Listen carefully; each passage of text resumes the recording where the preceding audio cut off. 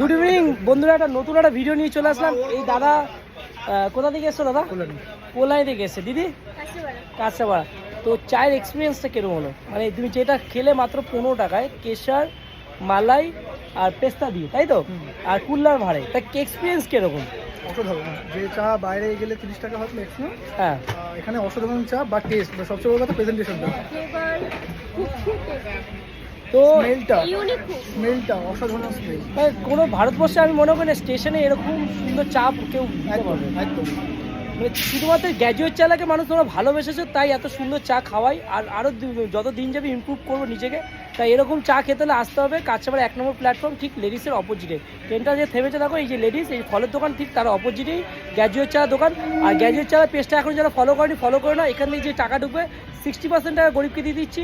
আর graduate চা বিয়ে বাড়িতে এখন হচ্ছে ইসে খুলছে, স্টল খুলছে। আর